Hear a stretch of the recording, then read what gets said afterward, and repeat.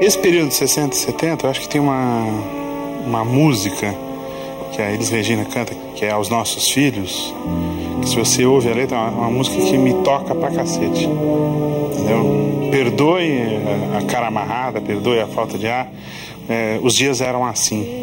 Perdoe a cara amarrada. Uma vez que você nasce, isso daí você tem que se adaptar. Essa é a sua história, essa é a sua vida, entendeu? Nasce clandestino e isso significa você ter um outro nome. O meu nome não era esse. Apesar de ser Priscila, tinha um outro sobrenome. O nome da minha mãe era outro, o nome do meu pai era outro, enfim. Ele estava acabado de nascer, o nome dele era Gregório. Mas já Gregório já era um nome conhecido pela repressão também, que meu pai já tinha um filho chamado Gregório, todo mundo sabia.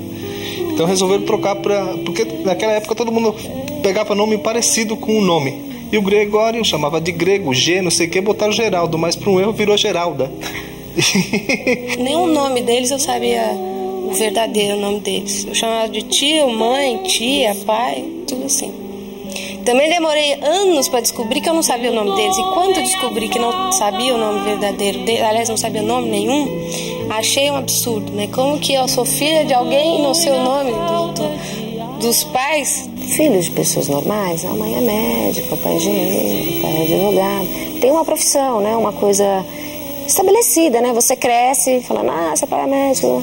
E os meus pais não tinham isso. A atividade profissional deles era muito complicada, né? Não existia uma atividade profissional, e sim uma atividade política. Aquilo para mim era muito misterioso. Por isso que a lembrança que eu tenho é de mistério. Meu filho se chama Henrique porque era um nome que meu pai usava, né?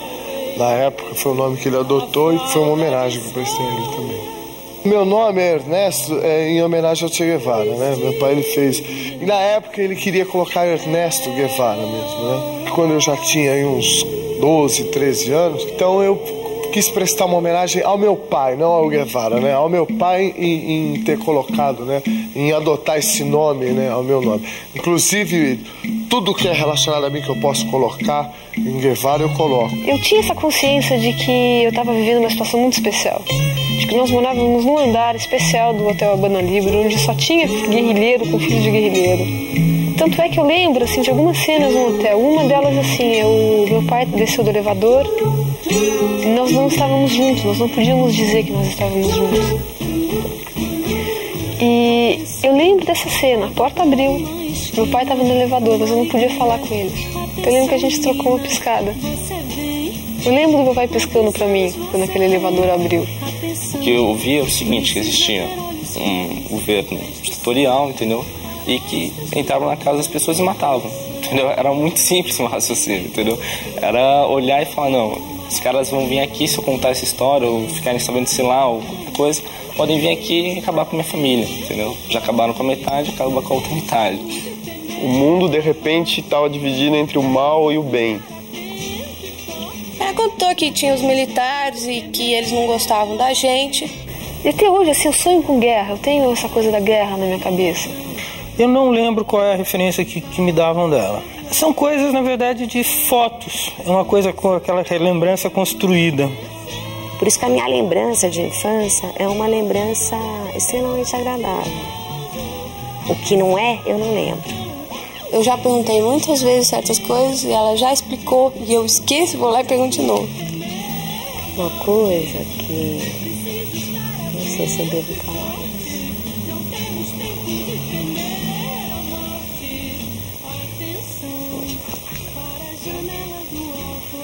De repente, eu perdi um pouco da inocência. Aos 7 anos, é muito cedo isso. E aí eu só vi esse rapaz que eu jamais vou me esquecer do rosto. Eu sou muito boa fisionomista, muito boa mesmo, tenho uma memória incrível. Ele chegou perto do meu pai, pôs a arma na cabeça e atirou. E ele é morto ali e você fica assim, meu Deus, será que é isso mesmo que aconteceu? Será que eu estou vivendo em outro planeta? Ou será que eu estou imaginando isso tudo que aconteceu? Porque foi assim um assassinato brutal, foi uma coisa assim que eles chegaram, foi muito rápido. E de uma das janelas com grade tinha uma pessoa que me chamava pelo nome, Edson. E quando eu olhei assim, eu reconheci na fisionomia a minha mãe, mas ao mesmo tempo eu olhava e falava, não é a minha mãe. Eu não reconheci minha mãe. Uma coisa muito difícil, porque ela tinha apanhado tanto que estava deformada. Então para mim era um ser, não era minha mãe. Você estava tendo contato com uma estranha, não era sua mãe, era uma massa, né? Toda quebrada, com o rosto sem dente, toda arrebentada, não era sua mãe. Ela não conseguia nem ter a voz, né, de mãe. Tortura é uma coisa que ela é muito sacana porque você leva pro resto da vida, né?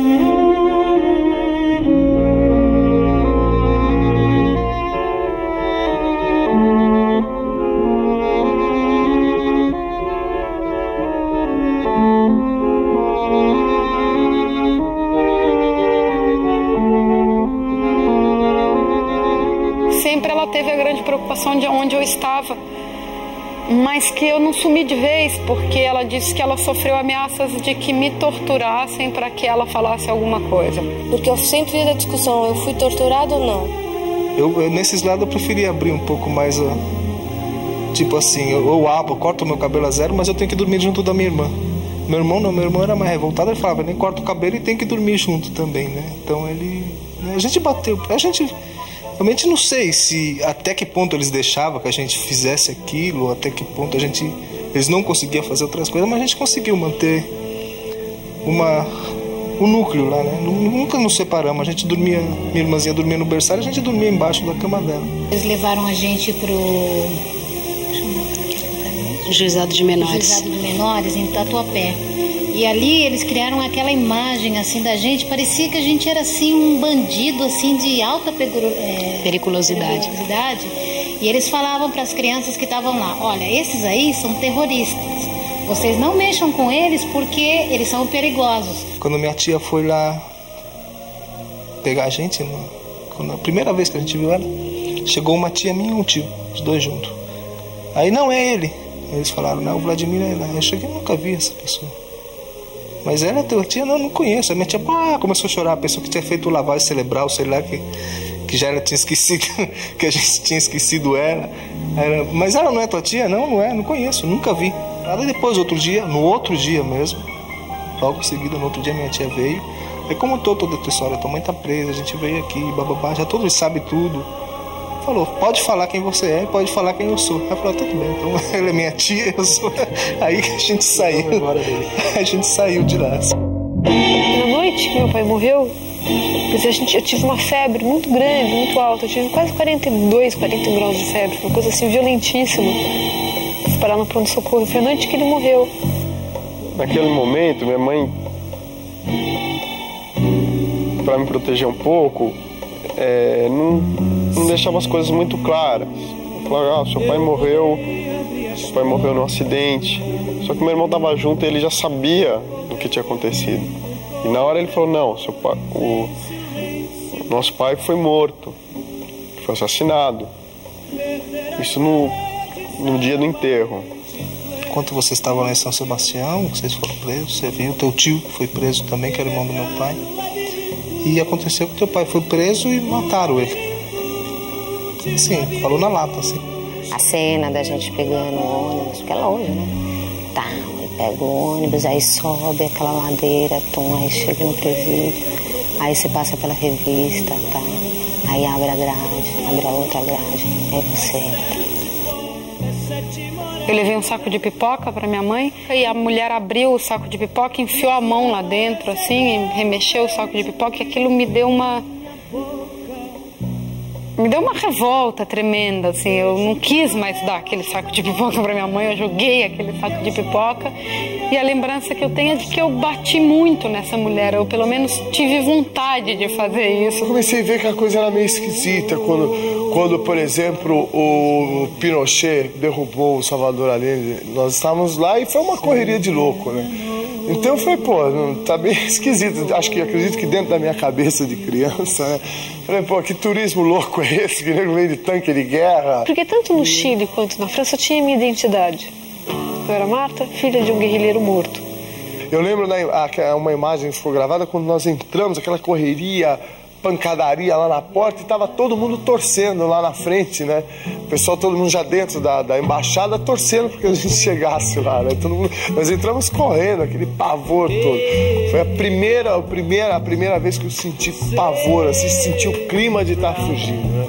Então tem uma carta que está escrita pela minha avó, da maneira que eu falava, em que eu dizia que eu queria vir a São Paulo logo, para ficar no Hotel Apolo, que era do lado do Correio, e daí pegar um táxi e ir no trabalho da Nonola e do Ricardo, tirar eles do trabalho, mas o táxi ia andar muito rápido, que a gente ia pedir pro motorista, e o guarda não ia proibir da gente sair de lá. Então eles iam poder sair daquele trabalho, que era o único trabalho que não deixava a pessoa ir em casa. Meu pai tinha mania dele sair. Quando a vez que ele saía, ele antes de chegar em casa, ele, numa certa distância, ele começava a assobiar. Então quando ele dava a possibilidade dele vir para casa, ele contava na esquina de um lugar que a gente estivesse morando naquele dia, ele assobiava, a gente se ligava e saía correndo logo lá para encontrar com ele, é meu pai. Esse assobio eu fiquei escutando uns 10 anos. Eu achava que a sociedade me devia alguma coisa, porque se não tivessem deixado o golpe acontecer, eu não tinha sofrido isso. Sempre tive essa visão de que não é justo, não dá para aceitar essa, quer dizer, difícil. Tirar assim a vida, né, o governo. Não sei, difícil falar isso. Quero vingar. Quero punir e quero reparar a dor que me impuseram. Da dor, eu acho que a dor era tão grande que eu não tinha como me abrir. Mesmo com amigos, eu acho que se instaurou uma dor muito grande naquele momento. E bom, eu fui para aula e entrei direto para a sala e estudei lá e tal. E deu a hora do recreio. E aí a gente foi pro recreio. E eu tive eu não conseguia descer pro recreio, a verdade era essa. E eu chorava muito, aquilo me angustiava muito, assim. E a diretora achou por bem chamar meus pais. E a minha mãe foi lá e quando a minha mãe entrou no pátio da escola, de cara ela identificou a semelhança que tinha com o pátio de onde ela estava presa. Na minha escola estudava o filho do Paulo Egídio, ele era muito mais velho. E era uma situação muito tensa. Uma vez ele me chegou no corredor e falou: meu pai não tem nada a ver com a morte do seu pai. Cantar o hino, por exemplo, é uma coisa que eu nunca decorei. Tinha que cantar o hino na escola, né? Fazia fila, punha a mãozinha e ia lá cantar o hino na frente da bandeira. Assistia a bandeira todo santo dia daquele lugar. E eu tava chegando em casa, normalmente com um coleguinha de escola, né? Aí eu fui abrir a porta do quarto, tinha uma bandeira vermelha, bem grande na parede. Aí meu colega falou: o que é aquilo, a bandeira da União Soviética? Eu falei, fechar a porta, eu falei, não, ali é a bandeira do Flamengo, né? E desci, esse é um flash que eu tenho. Eu tentar construir essa imagem, porque eu não sei nada, eu não sei como meu pai era, eu não sei as coisas mais banais. Eu sei o que ele fez e sempre na minha cabeça fica uma coisa grandiosa de herói, porque afinal de contas ele morreu por um ideal e ele estava disposto a isso, enfim, fica aquela coisa gigantesca que até me oprime um pouco. Essa lembrança do meu pai por muito tempo foi até uma imagem fictícia na minha cabeça, não tinha uma imagem formada do rosto dele, entendeu? Meu pai, pra mim, na minha visão de até começo da adolescência, sempre foi, inclusive hoje continua sendo, é um herói, mas na minha infância era um herói de gibi, de historinhas. Com 7, 8 anos eu ganhei uma foto dele com 16 anos, né? Aí mais pra frente, com 16, eu arrumei uma foto dele com 3 anos de idade. Eu não conseguia formar uma imagem de um pai com 16 anos ou um pai com 3 anos, né? Você não consegue. É inconcebível você olhar pra foto de um garoto de 3 anos ou 16 e imaginar que aquela pessoa é seu pai. Isso é muito difícil. Herói não é meu pai, é a minha mãe. Sabíamos que meu pai foi morto, sob tortura, Mas para todos os efeitos legais, não existia, né? Meu pai teria abandonado a família, minha mãe não era viúva. Pouquíssima coisa eu soube do meu pai, né? Então, assim, eu fiquei super contente de saber, de ter uma pessoa assim que me falou alguma coisa do meu pai, né? Porque até então ninguém me falava nada. Minha família, minha avó, minhas tias, meu tio, é como se ele não existisse, né? Até então eu não sabia nada dele. Como se um pai assim, só fictício, né? Eu fui atrás das pessoas que militaram com ele, eu tentei realmente reconstituir um pai. Assim, agora, isso não resolve. Isso não resolve, assim. Eu tento isso porque é um jeito de eu me entender hoje. Eu fiquei, assim, triste, né, pelo que ocorreu, pelo fato de saber que ele nunca mais ia estar voltando, né? E que essa esperança realmente estava acabada, né? Que realmente não podia mais ter expectativa dele estar voltando mesmo. Ninguém me disse, minha mãe morreu. A família inteira, de maneira geral, nunca conversou. Porque eu acho que a família, todo mundo procurou muito. Foi um esforço muito grande de procurar e foi uma frustração muito grande não encontrá-la. E até hoje é difícil você aceitar uma morte que não é material, que você não tem mais que isso. Mais que essa imaterialidade da morte, para mim ainda, a imaterialidade da vida. Porque eu não tenho, eu não conheci, né, o meu pai. Então é absolutamente pirante. Você tentar, por um lado, imaginar como seu pai era. E por outro, aceitar que isso que você imaginou morreu. Agora, não tem ponto final. Como é que vai ter um ponto final se a gente sabe, por exemplo, provavelmente meu tio levou um tiro pelas costas na coluna, ficou paralítico, levaram ele assim para Brasília, torturaram ele não sei quanto tempo e ele morreu assim. Como é que tem ponto final para isso se não tem o corpo dele, se não tem, se só tem uma foto de 3x4 dele? É isso que existe do André Grabois. E a memória da mãe dele, que daqui a pouco vai morrer, porque tá muito velhinha, da irmã dele. E o Joca fica como? Então, pra mim não tem ponto final. Pra mim e pra várias outras pessoas, né?